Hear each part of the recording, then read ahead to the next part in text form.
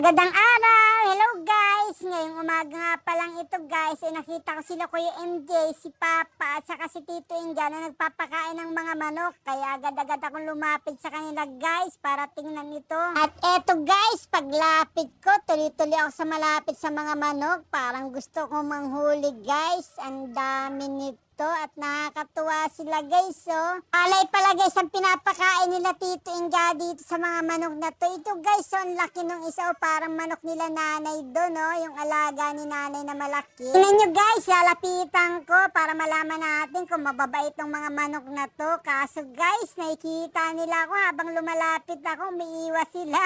Natutuwa ako guys, oh. Hindi sila makapokus sa pagkain nila guys kapag nilalapitan ko kasi alam nila huhulihin ko sila guys. Itong isa nalalapitan ko na guys, so itong malaki. Mukha talaga siya guys, yung manok ni nanay. Itong malaking ito, naikiramdam siya sa akin guys. Parang tamang hinala siya. Talagang huling ko itong malaki na to guys. Nakakagigil siya guys, so. Ganda din guys, itong color white na to guys. So mataba rin siya, babae siya guys. Yung iba naman naglayuan na guys kasi natakot sila sa akin. Pero tinitinan ko pa nito guys, itong malaking manok na to guys, so. Huwag nagagalit guys, itong malaking manok kasi nga daw kumakain siya. Iniistorbo ko. Ayan guys, so sama ng tingin sa akin. Parang sasalpugin na nga ako nito guys, so. Kapag nahuli ko to guys, sasabawan ko to. Sarap sigupin ng sabaw nito guys. Mataba-taba. Ayun guys, lumayo na siya. Natakot na sa akin ng tuluyan guys. Diba guys, so natakot talaga sila. Ito na nga lang guys, susubukan kong hulihin guys. Kaso maliksi pala. Ang bilis-bilis naman itong mga manok na to. Ang bilis tumakbo. Mukhang mahirapan ako makahuli ito guys. Anong gagawin ko? Itong isa to, subukan ko rin to. Kaso guys, nakikita kagad talaga ako nila pag lumalapit ako. Ano kaya ang technique dito guys? Para makahuli ako, tinatawanan niya ako ni Tito Inga saka ni Papa. O,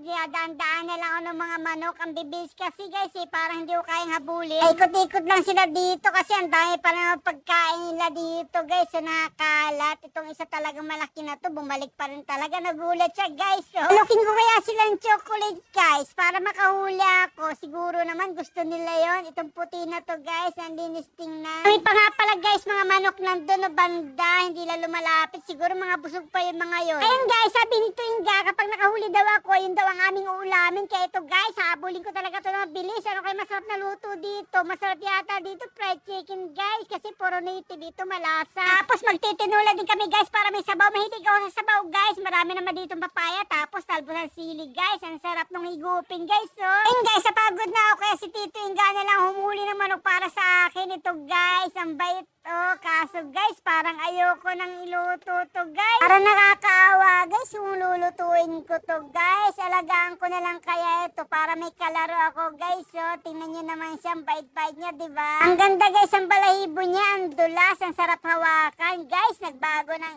isip ko, hindi ko lang siya lulutuin guys para may kalaro na lang ako lagi. Ayun pa guys, meron pa doon isang manok, oh. Yun lang kaya guys, ang ipahuli ko kay Papa, tapos yun na lang ang lulutuin namin. Hindi na lang tong hawak ko. Tingnan nyo guys, ang bait niya, diba? Hindi siya umaalis. Handungan ko guys. Paano guys? Hanggang dito lang muna. Lalaro muna kami ni manok. Bye-bye!